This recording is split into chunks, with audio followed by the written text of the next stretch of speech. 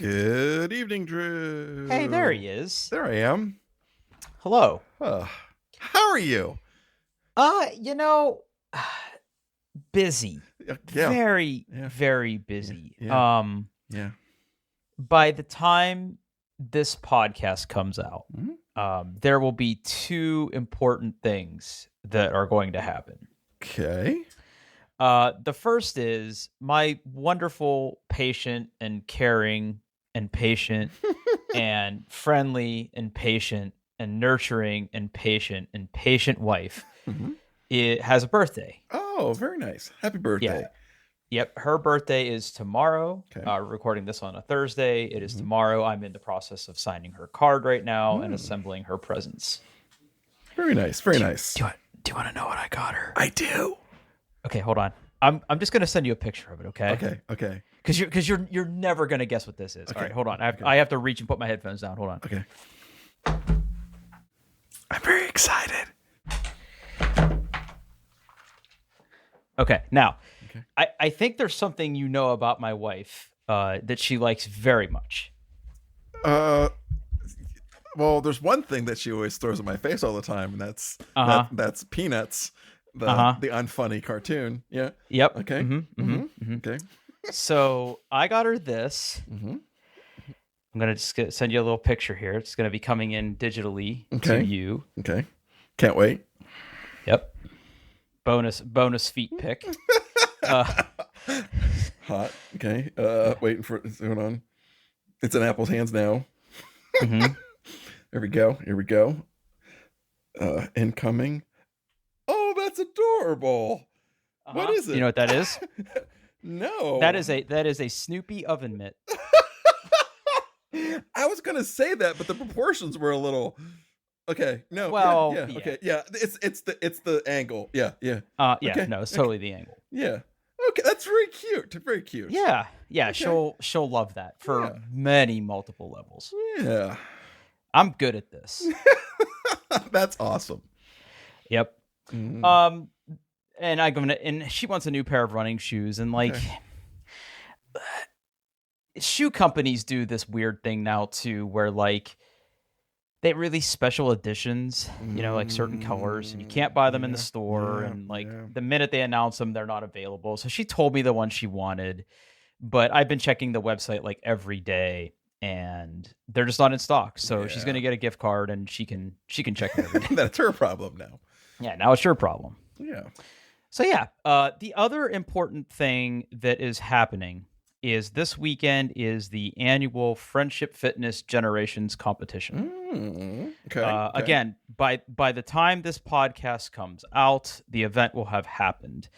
We will be live streaming it again, which means that I will be working during the event to make sure that we have people out, capturing the footage of the athletes competing. The Generations competition is really interesting because you need to have a team of 3 people all born in a different generation. So for example, if I was on your team, I am technically born in the 70s. So I would need somebody born in the 60s and another generation, or 70s, 80s, 90s, 70s, 90s, 2000. You see what I'm saying? So you need three different aged athletes on your team. It'll be a really fun-filled day. Like I said, by the time this comes out, I will put a link in the show notes that go out to you over the weekend, because we'll be doing that on a Saturday. So I will put a link in the show notes if you want to go watch it. It'll be on the Friendship Fitness YouTube channel for you to watch back. And I'm sure I'll put links on social media and stuff. So if you're the kind of person that still follows me, you'll probably see those things come out. So pretty good stuff. You have any important announcements? No. Okay. No, I don't. All right. This is going to be a pretty geeky episode, I think. It's going to be a pretty geeky episode. All right. Go ahead. Okay. So in a previous episode, you mentioned that you were playing Dave the Diver. Yes. Lovely game. Yeah. And you really enjoyed it. And I think I got it on sale during the same Steam sale. I played it for 15 minutes on my Steam Deck. It was meh. Recently it's come out for the PlayStation 5. It was quote unquote free as part of the other money I already pay Sony to, I don't know, be a PlayStation Plus loser. I decided, you know what? I like the PlayStation. I'm going to install it, give it another try. And I think I get it now. It's a cute little game. That's it. I'm having fun playing it. It's good. It's good. So you're not playing it on the Steam Deck now? No, I'm playing it on the PlayStation. I'm enjoying it much better. I honestly have not touched my Steam Deck for weeks. My Steam Deck is a Balatro deck right now. But help me understand this. What is making you enjoy it more on your PlayStation? Just are you more comfortable playing it? Is the sound better? Like I've got, I'm in my spot. I've got my television. I've got my good headphones on. I've got the controller I like. And I'm kind of in that weird spot where I'm kind of just waiting for season 4 of Diablo 4 to come out. So I'm kind of like in between games, like, this will be cute little fill. I'll give it another try. It's not going to cost me any more money than I haven't already spent. And yeah, it's cute. It's cute. I beat a few of the bosses. Yeah, it's cute. It's fun. It is such a wonderful game. I could definitely see it being more enjoyable on like a really, really big screen TV. Nothing against the Steam Deck. Like I said, that's where I played it. Mm-hmm. And, I would play it for like an hour and a half at night. Once I got to the end of the story, I stopped playing. Like the game, I don't know how much further you've gotten into it now, but you will slowly... Go ahead. I'll say one word, and if you don't want any spoilers for it, just skip ahead 10 seconds. Zombie fish people. There you go. Yep. Okay, so you're coming up on about halfway. Okay, that's what I. Okay. Yeah, the game will keep giving you mechanics, and again, we've talked. I raved about this game a previous episode. Go find it, but because now Apple transcribes everything, so you can find it. They do, but. I raved about it, and the game will keep throwing mechanics at you, and when you get to the end of the story campaign, I don't really know what the right word is, you can keep playing in like an endless mode, and the game gives you more stuff to do. But at that point I was like, okay, I'm gonna put this down. There was a Dredge DLC, like free DLC pack for it that was kind of cool, because I mean that was going back to that episode where we first talked about this. Those were two games that I picked up on that particular Steam sale, and I loved them both. I mean, Dredge is great. Mwah. Dredge is great. Yep. So, okay, cool. Well, I'm glad that you're into it, because we rarely see eye to eye on video games sometimes. It's true. But I'm just glad that you can admit when you were wrong. I was wrong. Yeah. I'm enjoying it. Yeah. It's good. The characters are also very lovely, dude. And just like, I mean, the cutscenes do get repetitive, but they are all done just so well. Like the little interstitials in between. Like, yeah. Did you do the little mini game for the anime lover guy? Yes. Yeah. Yes. Mm-hmm. It just came out of nowhere. Oh yeah, it did. It's like, look, a rhythm game. Okay. I'm a rhythm game now. Yeah. Yep. Okay, so let's we didn't record last week, and a lot of things happened in video game world. A lot of shenanigans.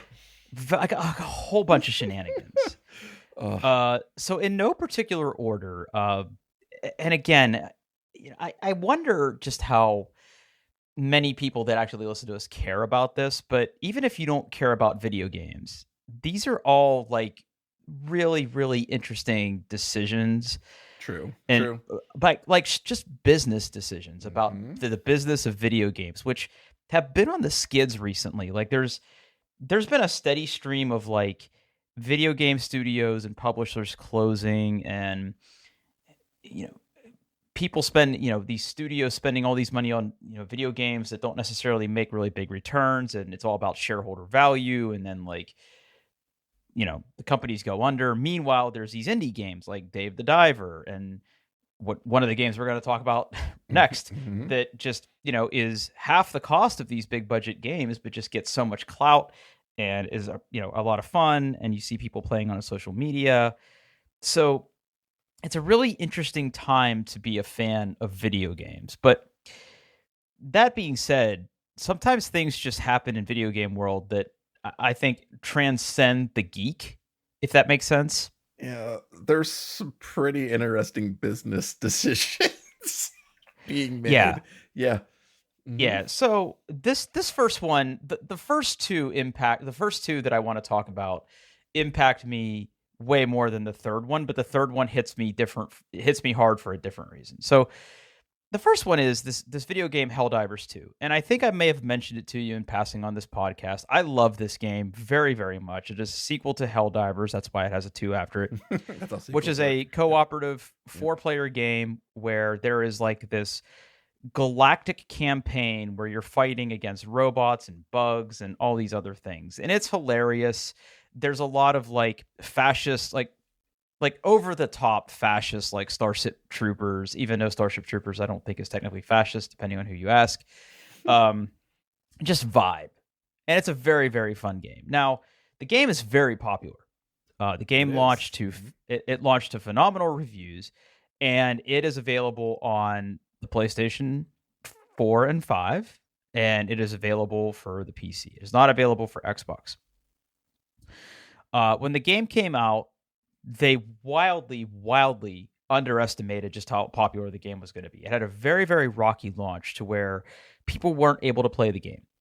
The server infrastructure and the way that the game was set up was constantly just under capacity, and I think it topped out at like 400,000 players, and it sold like millions of copies. Right. Yeah. So it was really hard to play the game. And again, because it was released on PC and because it was released on the PlayStation, it is a cross-platform game, meaning, you're a PlayStation boy, I'm a PC nerd. It was we could play the game Sony. together. It was published by Sony. It was published by Sony. It was developed by a studio called Arrowhead Games, and it was published by Sony, and it was available on both of these platforms. Now it's cross-platform, like I was saying. So like you and I could play it together. Yes. Which that's really cool. I love that we live in an era now where like console gamers and PC gamers can play the same game and play together. That way, like one person doesn't have to go out and buy like a PlayStation or a computer or whatever. What a country. Yep. What a time to be alive. So when the game first launched and it was having all of these issues, there was this you could basically, depending on where you bought the game, you obviously had to have an account. Like if I was playing on the computer, I needed a Steam account. If I was playing on the PlayStation, I needed a PlayStation account. But you could link both accounts. For instance, like I have a PSN account from like way back in the day, right? Like when I had my PlayStation 3, I had, and a PlayStation 4, I had a PSN account. So I linked it because I was playing with other friends that were on the PlayStation Network, and that was an easy way for me to see if they were online, because there's that like ability to see what your friends are doing and all that. But they were originally going to make that a requirement. Like Sony basically said to the developer, like, this is going to be a requirement. But when the game launched, because it was in such a rocky state, they like suspended that requirement. Okay. And then like a couple weeks ago, they made an announcement saying that the patch, like the update to the game that was going to come out, was basically going to force anybody that bought the game going forward to register a PSN account. And anybody who had bought the game before that, they were going to give you to the end of May to set up that PlayStation account before they locked you out. Essentially, regardless of what platform you were going to be on, you had to have a PlayStation account. And if it's one thing that gamers hate, it's being told what to do. Pretty much the entire player base, like the entire PC player base, revolted. They voiced their displeasure by leaving negative reviews and putting negative things on Reddit and Twitter, and just being gamers, pretty much. Yeah. They have since reversed that decision. Sony says that it's, quote, still learning, even though it's been doing video games and existing as a company for a very long time. Mm-hmm. Mm-hmm. And it's good when to keep learning. Good to keep learning. Yeah, you got to keep learning. When I look at this whole scenario, on the one hand, it does not impact me at all. I'm at a place in my life right now where I have like a mortgage, and I have like a dog that's old, and I have like other things that occupy my ire. This wasn't really a big deal to me. It is kind of scummy but it wasn't like that big of a deal I to don't me. know. It's like Sony paid for the game. This one I don't get. It's like, just shut up and fucking sign up for an account. Like, I don't get, like, they could. It's not your video game, people. It's someone else's video game. And if Sony wants to do this, just do it. Shut up and do it. Yeah, it's not convenient, but if the game would have launched well, you've already would have had it done and still be playing the game. I don't know. Like, this one doesn't bother me. I think people overreacted, but yeah. Well, Yeah, I think I think this is a very big multifaceted issue, and I'm indifferent. Like, it's an annoyance, but I like the game a lot. If they had forced me to do it, I would have done it. And look, I already did it. Like, I did it when the game launched because I wanted to play with my PlayStation friends, and because the game was in the state that it was the only way for me to like find them and join them. So like, I did it. I couldn't remember what my PSN credentials were, but I did it. But I think the two main things that people are sort of hanging their hat on with this whole scenario is two things. One, if you make this a requirement, this means that anybody who has bought the game or will buy the game needs to have a PSN account. And the PSN network is not available in every country. That does suck. Yeah. So essentially, for people who bought the game already on Steam, which is available in many, many more countries than the PlayStation network, you're basically now saying to them that game that you bought, you won't be able to play because you can't sign up for a PSN account. That is kind of shitty. Yeah. Yeah. So like that, I get that. And look, I know that PlayStation has had some issues with account security. And I think some people are leery of just giving them their information for the sake of having that information, when clearly the game has been able to run without having to have that requirement. So I think that's why people were upset. Again, it doesn't impact me. I mean, because I was going to keep playing it anyway.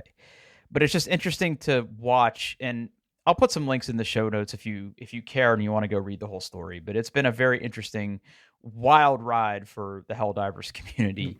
Hey, Helldivers players, remember when the game was like really hurting and they had to like scale up a whole lot? Guess who paid for those servers? Yeah. Yep. It wasn't the studio. That was Sony. Yep. You're not wrong. Yeah. You're not wrong. The other interesting thing that happened here. I don't know anything about this, so I'm all ears. Okay. All right. So I'm a Destiny 2 player. Mm-hmm. I'm a former Destiny 2 player, recovered. Hey Paul, it's a really good time to get back into Destiny. Is it? God damn it. It is. So okay. Destiny 2, we've talked about this video game on here before. I'm a fan. It's the game that I basically bought a device to let me pet a dog automatically. Like, I remember. But let's just say I'm a fan. Oh, by the way, I was playing last night, and somebody actually recognized how many times I pet the dog. Somebody actually commented on my achievement. I made a Twitch clip of it. I will put a link to it. I felt so validated. Awesome. What I wanted to happen happened, by the way. Good. Excellent. I'm glad that was all worth it. Yeah. Destiny 2 was in, like, when the last big Destiny expansion launched, the game was in a pretty bad state. The expansion was not well reviewed. There was a lot of activities that were very redundant, and as they've sort of progressed the season, the seasonal activities get old really quick, and player base was starting to really get bored with it. And then when they announced that they were delaying the next expansion called The Final Shape, everybody was pretty pissed. And I think, Bungie had a really, really poor quarter financially. People realized that, they really weren't making money. They're basically going all in on this expansion. They delayed it, which studios hate to do because they need to get that money that they've invested. So everybody was kind of holding their breath to see what Bungie, who develops and, makes the Destiny platform, was going to do. And what they've done is they've come out with these little mini episodes that have all been really, really good. They've introduced a lot of quality of life improvements to the game. They've given you easier ways to achieve and acquire some loot. They have launched new gameplay modes. They basically launched like a tower defense mode that is really, really good. They've brought back old missions. And the the other thing that they've done is they've undone sunsetting, one of the most controversial things they've ever done to the game. So I think you know what this is, but essentially what the developer has done over time is when Destiny 2 first launched, one of the main like dopamine drip feeds of this game is that as you play, you get new guns, you get new armor, you get new stuff. The perks, which are like the different abilities of the gun, are randomized. And one of the things you can do is you can spend a lot of time trying to acquire the same thing to get like the absolute like maximum value out of these different get things. them good drops. Yep, god rolls as we call them, because it's randomized. It is literally a roll of the dice. When the game first launched, there were weapons and armors and things that were out, and what Bungie has done over the years is they have, as the content has gotten older, sunset these items, which means two things. One, you can't get them anymore. True. So like old raids and old content, like they're somewhere in the bits of the game, but like you can't do those activities anymore. And like the weapons and stuff that you got from those activities, you can't obtain those anymore. But the other thing they did was they capped the power level of those items. So as characters have gotten in higher level in the game, because like your character level is tied to the power level of your gear, those old items become useless that you worked hard to earn were capped, and you can't level them up. So, I look at my vault, which is like where I have all my old shit that I've collected over the years in Destiny, right? And I have all these old guns that, look, I'll just say it. I was proud of how I could earn those things. They were unique. They signify that I'm like an OG. It's like a status symbol type thing. And I've just held on to them over the years, just on the off chance that Destiny would let us use these things again or make them viable again. And it's so funny because like streamers that are really popular in the Destiny 2 community were like, there's no reason to hold on to this stuff. Clear out your vaults, get your space back. You never need this stuff. Well, they announced that they are undoing all of that. And when the next expansion rolls around, they will be bringing all these things back and letting you level these guns up again. And I can't wait because so many people got rid of their old shit. I'm going to be walking around with like these guns that nobody's ever seen before, right? And it's just like, it's so funny because for so many years, people, the community's been drilling it into your head that you should hold on to these things. And right, they're useless. Like, I don't even know if they're good. Like they have perks that don't exist anymore. Like I don't even know if they're going to be good. It's just going to be funny to see me walking around with like year one raid weapons that very few people have. So that's going to be really interesting. And the other thing they did is they made every expansion released already except one free. Huh. Good for them. So they're trying to get everybody back into the game. The new expansion, I believe, launches next month. It's called The Final Shape. It's like the culmination of this huge story arc that they've been building towards. These new game modes and things that they've offered and all these big changes that they're making are very, very good. There's going to be a lot of cool stuff that they've announced for the new expansion that's coming. So if you're out there and you're listening and you've ever played Destiny or you're looking for a good time to get into it or back into it, now is absolutely the time to do it. So a bit of good news there as opposed to the Helldivers thing. This next one, though. Oh, my goodness. Have you been keeping up with this? Oh, it makes me so mad. It makes me so mad. Okay, you do this one. So, okay. Can I just start by reading my favorite headline about this from Rock Paper Shotgun? Go ahead. Microsoft exec calls for smaller prestige games the day after closing Hi-Fi Rush Studio Tango. Yeah. So. Oh my God, Microsoft, what are you doing? Now, Hi-Fi Rush, again, game mentioned on this podcast. You loved it. It's good. Love that game. Good game. Very well reviewed. Yes. Everybody loved it. Microsoft is just acquiring game studios and closing them. Yeah, man. Yeah, like, which is depressing. It's like, okay, so they acquire all these game studios. But that Zenith, whatever, the one they got Bethesda from. The parent company does them. They bought all that. ZeniMax. Yeah, ZeniMax. That's it. They got a whole bunch of studios. They bought a whole bunch more. Obviously thinking, hey, they're obviously trying to load up for Game Pass so they can have more first party games because that's where Sony's eating their lunch in the market, right? First party games. So, and they did come out with they did first party games, right? There was Starfield, there was Hi-Fi Rush, there was I don't know, probably some more. They have all the Halo stuff that was already from before, right? And then what about like a 6 months ago they're like, well, it's not making us enough money, so let's release all these on cross, like, you know, Switch or the PlayStation or wherever, right? So they get a broader audience, and then they're like, it still didn't make enough money, let's just close all the studios. Yeah, I mean, Microsoft, I mean, having worked there, they make really interesting investments, right? Like they paid so much fucking money to acquire you know, like Blizzard. Yeah. And you know, Starfield, like you said, it didn't do super great, and they bet heavily on these things. And you know, I was, again, we've talked about this before on this podcast. Like, I was so happy that like Call of Duty is being wrested away from sort of this weird PlayStation exclusive thing. Like, at the time I thought it was a really good idea. Now I'm like scared because I just feel like Microsoft doesn't know how to do gaming. Like, they don't get it. Yeah. I don't think they do.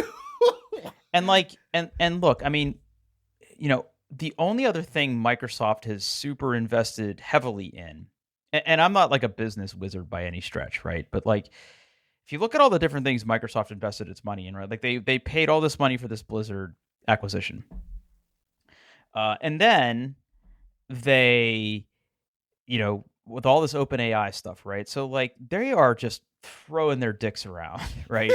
Right. With whatever they can acquire. And they're making these huge bets. And it's just like, I mean, yeah, it sucks because these studios don't really have a choice, right? Like they just get bought.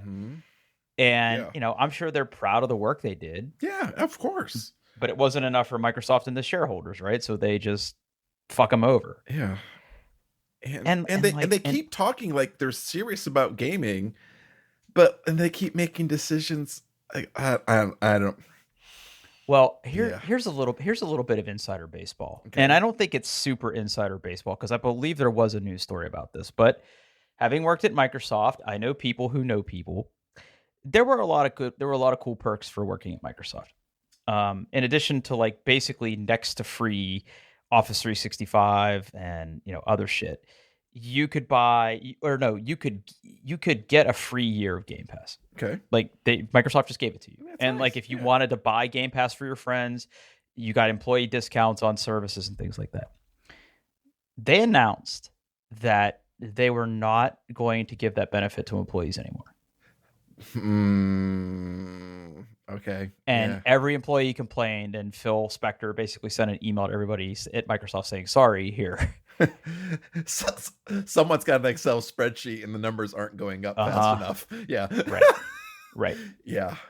We want you to pay for this. Yeah. I mean, I just I was looking at some like sales numbers, and so obviously, you know, Xbox is bigger in the United States than it is in other countries, right? 100%. Okay. In Japan, PlayStation 5 sold approximately 4.5 million units. Xbox Series X, 250,000. Yeah, it's bad. It's real bad. Yeah. So there you go. And I mean, let's be honest, like on like the platform side, talk about things like DirectX and things like that. Right. Or like developer tools. Like Microsoft has a great story about that. Like that's like, you know, if you're targeting the Xbox or PC, that's what you use 9% of the time, right? Or you use an engine that targets that kind of stuff. But like they do a really good job on like the platform kind of thing. It's just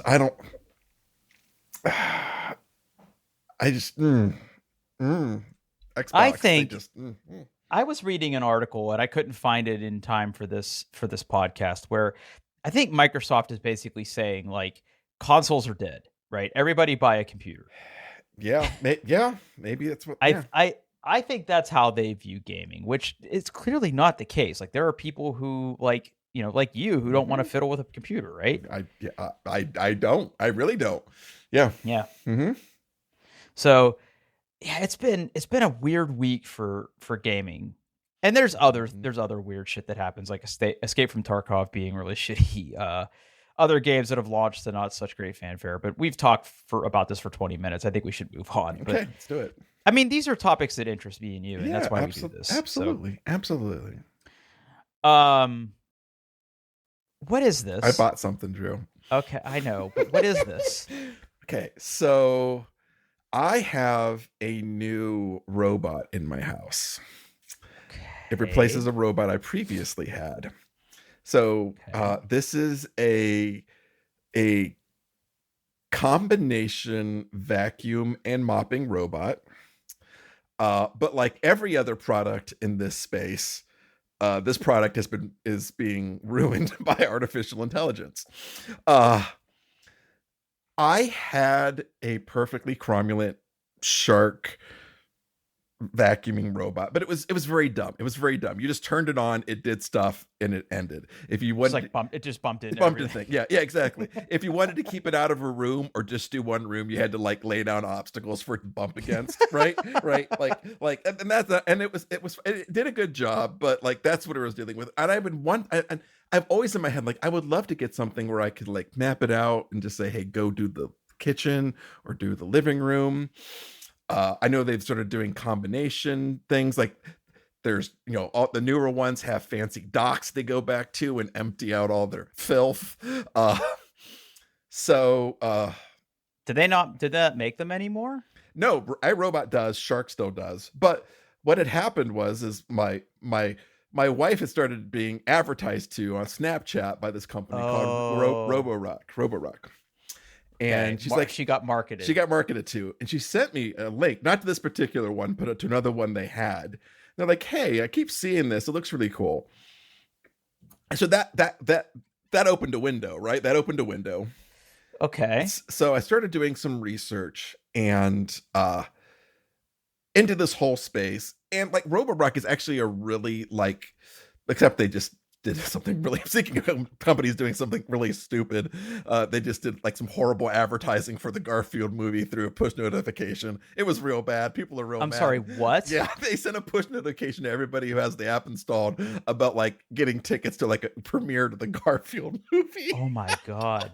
We are in the latest of late stage capitalism. If your robot is telling you to go see Garfield. Holy shit. But when I started looking into it, they were like days away from releasing their new flagship model, which is the Roborock S8 Max V Ultra. It's got all the adjectives, Drew. So Roborock S8 so it's Max V. It's their Series 8 Max V. V stands for vision. V stands for vision. Max V Ultra. Max. So it's Max and it's Ultra. It's Max. They're taking the page out of the Apple playbook. Yeah, it's Max Ultra. Okay. It's got all the features, Drew. It's got all the features. It's got, LiDAR. Cleaning beyond limits. It's got a little camera in the front. It does obstacle. So dude, this thing does everything. So you set it all up, right? You get everything, you put it all together, you fill the thing with water, you fill the little thing with soap, you get it all going, and you tell it to map. And it goes out and it just like tries to find all the rooms and builds a map of your house. And you go into the app and say, okay, this is, I want to call this living room. I want to call this office, hallway. So you can start giving it commands. It's got vacuum and it's got a mop. What's really cute about it is it goes in a little dock, right, and it sucks out all the filth, all the stuff it's done, and then it heats up some water and it cleans the mop. It cleans it. So you're not just dragging your dirty mop over and over again. Okay, right. It's got a built-in voice assistant. Oddly enough, its name is Rocky. So you say like, "Hey Rocky," hope it doesn't hear me. Uh, so I have a Rocky in my house too. But like, okay, it's also, this thing is like, it's expensive. It's really expensive. Can I guess? Sure. $2,000. That you're about right. Yeah, yeah. A little less than that. By the time you get 2,000. Well, you can buy it. You can buy it at Amazon. Mm-hmm. I'm going there now. Yep. Oh yeah, I was close. Mm-hmm. Okay.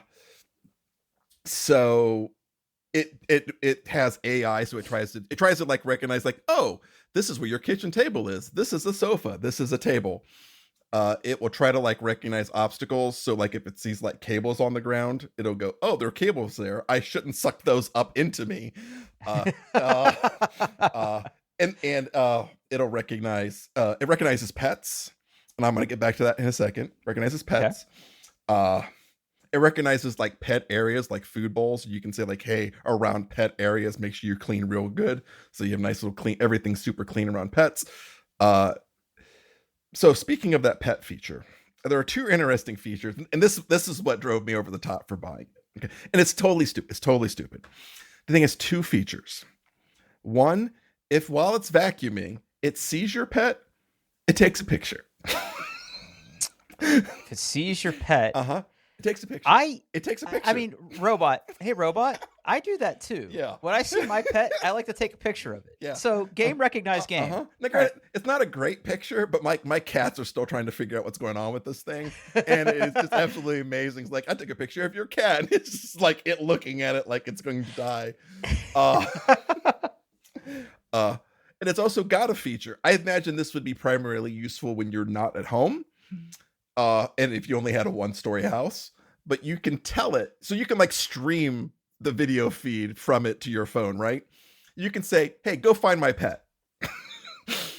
Oh no. And it will search your house looking for a pet. Oh no. Which at that point you can have a little like FaceTime conversation with it, because it's got a Hey Paul. Hey Paul. Yeah. Hey Paul. This isn't a robot. This is a warning. The robots will be hunting us soon. Oh. But it does a really good job.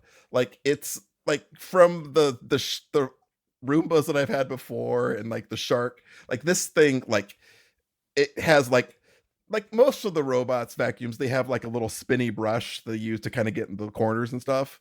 Well, this one spinny brush is like on a little articulated arm, so it's got like a little death disc that comes out. Yeah. I see that, and it really gets in there, and it does a really good job. I am really happy with how well it cleans. Oh, and here's another cute little thing. So we have this little in our living room. We have cats. We have like this little scratching post thing. Mm-hmm. And then we have rugs in the living room, and I think the combination of the rugs and the scratching post, it was trying to mount the scratching post, right? It was just trying to mount it, and it was getting stuck all the time.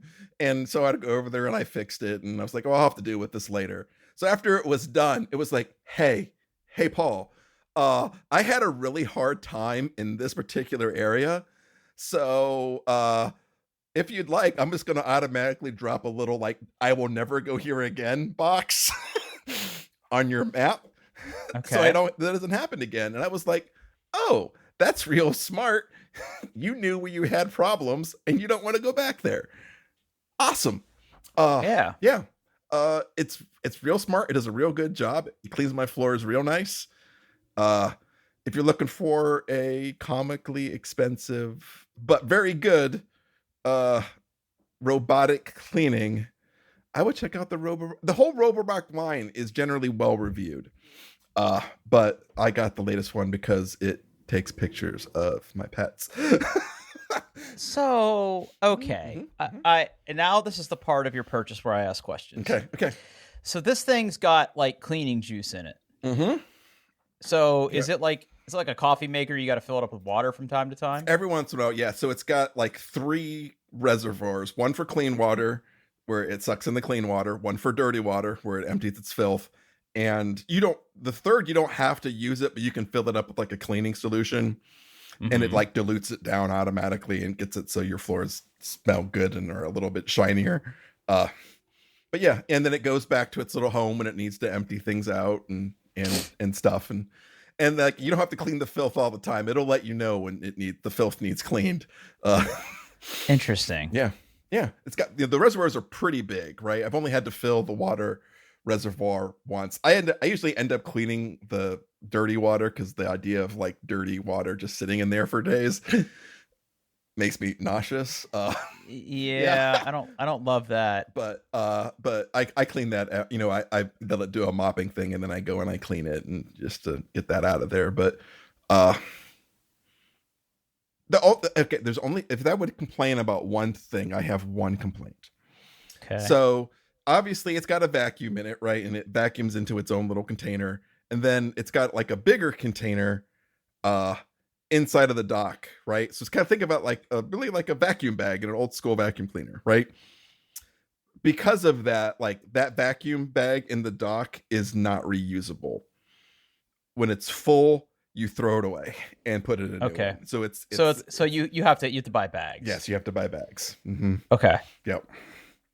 Well, so I've toyed with the idea of getting one, and now I mean you've been to the house we have now. Mm-hmm. A lot of hardwood here. Yes. A lot of hardwood. We mop a lot because Rocky, you know, he goes to the bathroom indoors. And you know, he's a boy, so he dribbles a little bit. So we mop a lot because we don't want that on the hardwood. But the problem in my house though is half my you have to kind of step down into my living room. Yes, the step. Yeah. If I put a little ramp there, maybe it could get down, but yeah, I don't. Yeah. Yeah, I don't think our house is conducive to it. Yeah, I could see that. Yeah. This is really cool though. What's the one that has the drainage system? Okay, so they sell a model of this called the I can't remember what they call it, but they sell two models. One like it has a dock built into it, and the other one is designed to be hooked up to your water system. I see. So it just pulls in the water and dumps it down, and you never have to deal with water either clean or dirty at all. So basically, you need like a sewer line and a cold water. Yeah, exactly. It'll heat up the water in the dock for cleaning purposes, but it needs like a cold water. Yeah, so it can pull that in, which is actually real clever. And I watch people do like the install, and like it looks like it's like really it's not hard to do, right? You just need to like basically like find a PVC pipe, like drill a hole for the drain. And like it comes with all of the stuff in it, and it looks really cool. I just where I had it is not anywhere near water. Yeah, You would be limited about where you could put it. That model's also white, and that also concerns me. Yeah. Yes. So S8 Max V Ultra with refill and drainage system. That's what it's called. So this gets your endorsement then. Yeah, I like it. So far so good. It's done like we have some really high like big like fluffy rugs in our living room, and like it does go slower. It will vacuum it. It'll get through it. It goes slow, but it does it. It's got nice little features where like, if it has to, because I have like my kitchen is like vinyl, and then I have like some hallways. Like hallway going from the front door and the living room is also vinyl, but like the living room's carpet. So it knows like, hey, I'm going to try to vacuum first, and then I'm going to go mop. But there is a point where it has to like cross the living room with its dirty mop. Well, it raises it up. The whole mop lifts up, so as it's going across the carpet, you're not dragging filth across your just vacuumed carpet. Like 80% of my first floor is hardwood. Yeah. Our bedroom is carpeted, and then the master bathroom has like that manufactured hardwood stuff. Yeah. So it's even got features where like if you always wanted to go a certain direction in a given room, you can control that. Yeah, it's got a lot. It's almost has too many options. And the app is fine. I give the app like 6 out of 10 fishing poles. but the one robot out one out of 7 Garfields. yeah, 1 out of 7 yeah, 6 out of 10 Garfields. And the robot itself is 10 out of 10. It's great. Absolutely Okay. great. Yeah. Mm-hmm. Well, outstanding. I Yeah. mean, when I first saw this, I was like, huh. I didn't click. I mean, I never click on links that you put in the show notes till we're on. You Till won't we're be on. surprised. But, Okay. yeah. But when you first started talking about it, I was like, uh-oh, Paul's wife made him buy something that he doesn't like. But no, it's the exact opposite. No. You really like this thing. I like it. It's great. It's great. How long have you had it for now? About a week. Yeah. Okay. A week and a half. And it's still scrubbing. Still scrubbing. Does a great job. Yeah. Yeah. Okay. And the parts that are like the brushes and stuff that's going to wear out over time. It actually keeps track of how many, what it thinks the life is. Like, okay, this is usually lasts for 400 hours of cleaning. So you're at 99% of the lifetime of this part. And parts being like the wheels and the mop. And the mop and the rollers and the little spinny brush thing. Yeah. And yeah. So it keeps track of all that for you. And I'm sure when it comes time to buy, it'll send me right to the Roborock website and let me buy them. So yeah. Mm-hmm. Yeah, it's clever. Cool. Apple did some all stuff. Right. Yeah. Apple did some stuff. Apple did some stuff. I didn't really pay attention to it. So tell me what they did and tell me your thoughts, because I feel like people are big mad at Apple. Well, okay, so iPads. They released new iPads. Right. They updated the iPad Air. It's got the M2 in it.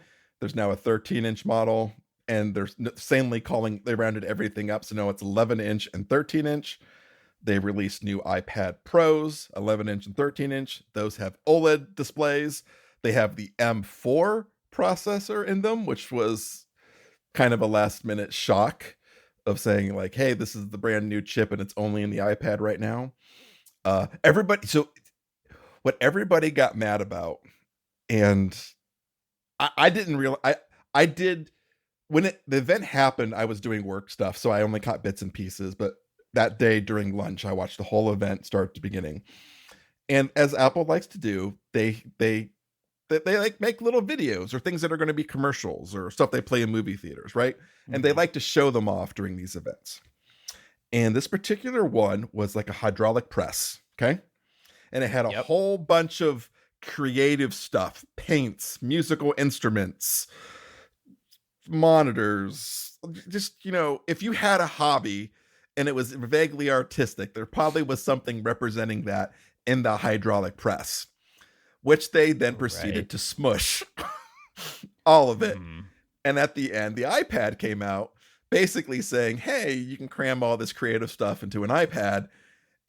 And there was basically the two reasons people were upset. One was, I play the trumpet and I don't appreciate seeing a trumpet get destroyed. Yeah. And the other one is hey, technology is ruining creativity. So Apple actually came out today and said, hey, our bad. We totally missed the mark here. We're this, I guess this was meant to be their television push, was this this commercial. They're and we're just gonna go ahead and not do that. Yeah. That was what I was reading about on the old TikTok. Yep. That people didn't like that commercial very much. But getting back to the event itself, I guess the big news is now there's an M4. Yeah. And the new iPad Pro has a tandem OLED screen, which basically means they make two OLED screens kiss, so they can run them at lower brightness each, but have it be really bright. Which I guess is something people have been trying to do for years, and Apple's just hold my beer. And they're really thin now. I guess the 13-inch iPad Pro is the thinnest device they've ever made. New keyboards to go with them. But yeah, M4 processor. Now, they also did something with the pencil, right? Yeah. Oh, and yes, a new Apple Pencil. A new Apple Pencil Pro, which detects, it's got haptic feedback. So when you squeeze it, it feels like a button, which is, if you never felt like an Apple device that doesn't move, but feels like it does, it's magical. And it detects, it has a gyroscope in it. So it detects when you rotate it. So like in the event, they showed like, well, hey, you can actually represent a brush and, rotate it to get different, like, like if your brush is kind of like long and skinny, you can rotate it one way to get a thin line and then turn it, and the virtual brush also turns. So like the stroke becomes, as I just smack my mic with my hand gestures. Nice. It changes the stroke of it makes it thicker, which I think is real clever. If you're into digital art on an iPad, like it's a good feature. It's smart. Yeah.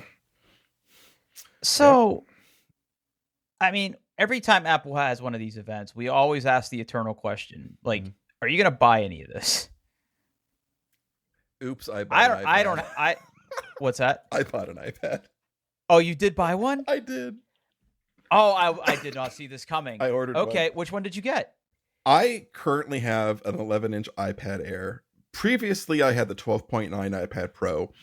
I gave that one to the band, and I kind of like been trying to figure out which size is right for me. I'm thinking about going back to the larger size, and I was really excited about the OLED display. Okay. When I first saw that and saw the price, I was like, "Ooh, that's a spicy meatball." And then when I watched the video, I saw the new keyboard and all the improvements. They added like a function folio row. case, right? Yeah, like it's a smart Magic Smart Keypad Pro. I don't know. It's the thing you put the iPad in and turns it into a laptop, basically. It has the same trackpad that's on the Mac. It's got an aluminum finish. I saw that and I was like, one iPad, please, Mr. Apple. Yeah, I ordered a 13-inch iPad Pro, base storage 256. I always do that thing where like I look at like what I'm currently using on my storage, and if I'm more than half of what I'm using, I go up to the next tier. I'm still not like I have 256 on my iPad Air. I'm using like 60 gigs of it. So I have the 256 model, 13-inch iPad Pro with a keyboard.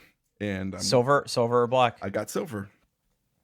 I'm going back to all silver. I'm done. I'm done with Apple and their fancy colors. Just got all aluminum all the time if I can get it. No cellular, right? No, and cellular. Yep. You got the cellular too. Mm-hmm. I love having cellular on my iPad. Can't you just tether to your phone? Well, it's also nice because work pays for my cellular. Say no more. But did you get a pencil? No, I did not. Okay. No, I did not order a pencil. And you got the Magic Keyboard though. I did. Yes.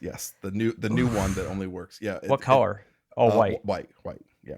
Oh, but keyboard's social filth. Well, the white is the white is only on the outside. The inside is aluminum, so the part you touch is like the aluminum finish. I know, but it matched. I didn't want to have a black keyboard, and it's fine, Drew. It's fine. And that got pricey in a hurry. Oh yeah. Yeah, with all those options. And something I've never done before. I'm gonna go pick it up on release day at the Apple Store. So, which is when? Next Wednesday. Next Wednesday. Mm-hmm. Wow. Mm-hmm. So I'm gonna go pick it up at the Apple Store. So you'll be able to talk about your experience with it next show. Yes, we have to figure out what that's going to be because of the next topic. Oh, right. Okay. Well, good for you, buddy. I swear to God, I thought we were going to talk about this and we were going to move right on. I had no idea you were in the market for a new iPad. Mm-hmm. Yeah, it hurts because if you add up how much I spent on the robot and how much I spent on the iPad, it was a very expensive few weeks. Well, thankfully you're very good at what you do. I do okay. Demand fair market value. I do okay. Yeah. No one's gonna miss a meal because I bought an iPad. But yeah. Yep. Yeah. All right. So the time is upon us. Mm-hmm. You are now prepared to go. Yes. to Sonic Temple. Yes, and the other show that I'm going to on Thursday, which is called something ridiculous. But Sonic Temple's the one we already talked about, right? Yeah. So next week is a big music week for me. I have tickets for Sonic Temple, which is the big Columbus Music Festival, on Thursday, Friday, Saturday, and Sunday, all 4 days. However, I am not going on Thursday. I instead am going to Chaos and Carnage at the King of Clubs.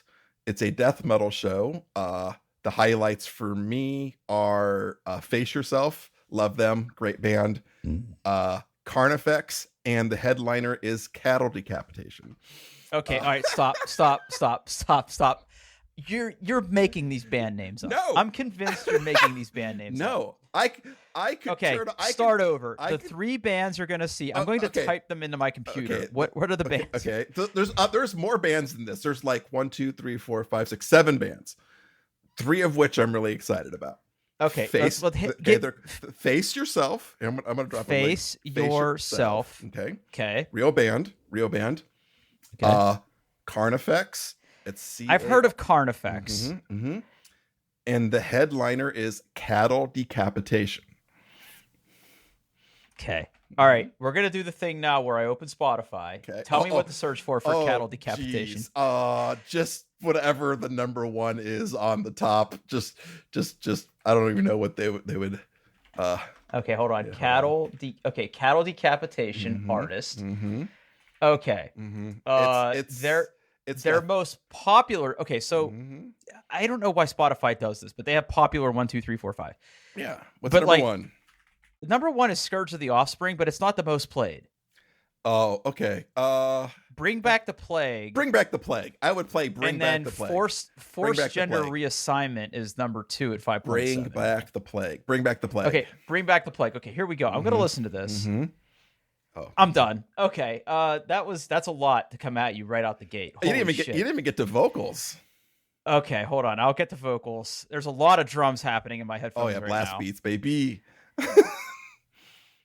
I can't hear you at all. He's drumming very fast. Yeah. Or they are drumming very fast. Yeah. It's dude. It's a white dude. Okay. So. Yep. Nope. This is not for me. This is not. For me.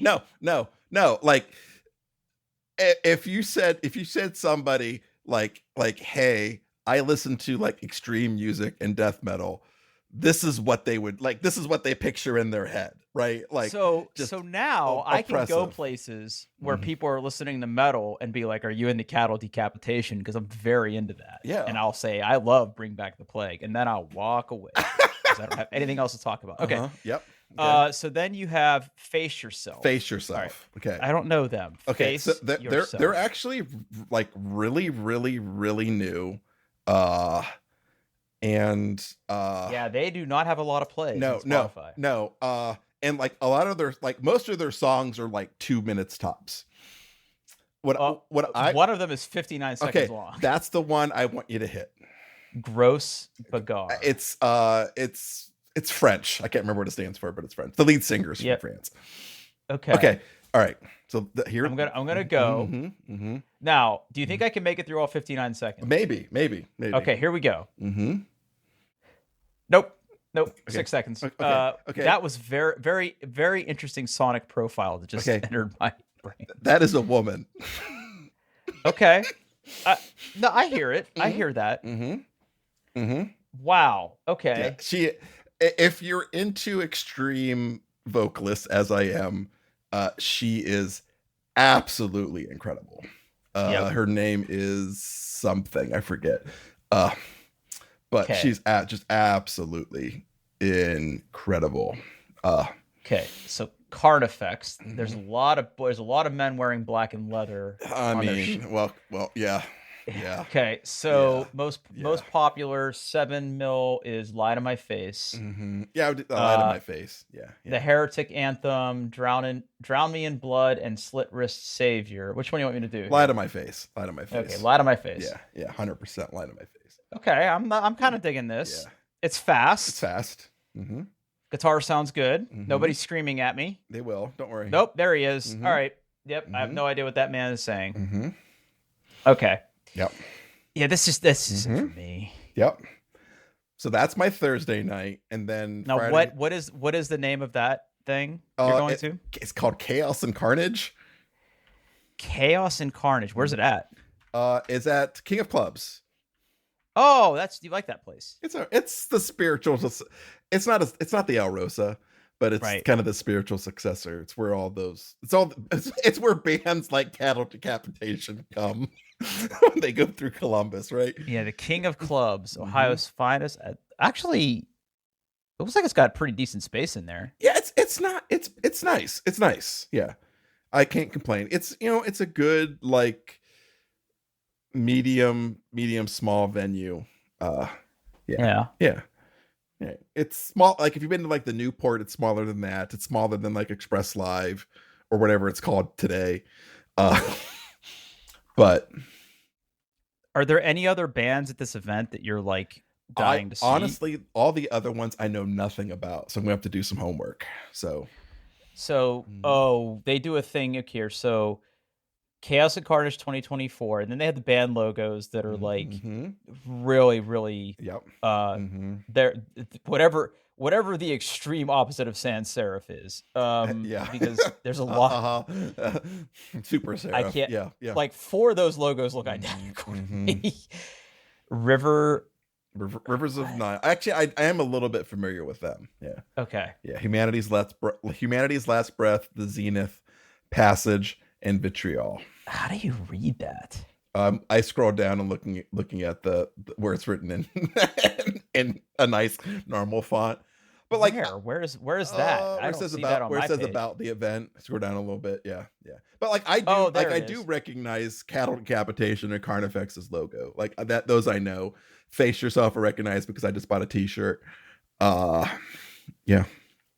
The Zenith Passage, Vitriol, Vitriol. Huh. Yep.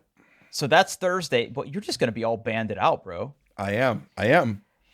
Oh. Then Friday, Saturday, Sunday, I'm at Sonic Temple. Man. Yeah, we go back and listen to that show if you want to hear the band's Paul's interested too. Yep. I'm just surprised. And I'll remake the pitch for you. I don't understand why you don't want to see Judas Priest on Thursday. Well, if I was going to be at Sonic Temple on Thursday, and if I decided to stay that long, I would go see Judas Priest. Or like if I have some Machine Head, right? Yeah. The band that I'm most upset about missing is Mudvayne. Okay. On Thursday. Yeah. But I've got a handful of must-see bands. I've got some other bands that I'm on the fence depending on how I'm feeling or what the weather's like, because it actually could be like really rainy and shitty next week. So like I've got my priorities. It really depends on how I'm feeling, what the weather's like, if I'm hanging out with friends or they're going off to see other shittier bands, or not. So but I thought you were going by yourself those days. I am. I'm technically going by myself, but I know other people who are also going. Gotcha. So there probably will be people that I meet up with and see and run into. So understood. Understood. Well, buddy, that is next week. Okay, so that is next week. Well, here we'll do the planning session live. So when do you want to record then? Because you're going to be busy. I'm going to be busy. I can do Wednesday. No, let's beforehand. Let's push we can just skip a week and do that. Yeah, that's fine. Yeah. I'll have something very interesting to talk about when we're back. I'm upset we didn't get to it, but we had a lot of shit. I'm gonna need more time. Okay. Yeah. That's fine. Okay. Let's get out of here. Hey everybody, you can go to doingtheirbest.com. You can find all the show notes, all the links we mentioned here today, social links, email address, all that good stuff. And hey, thanks for listening.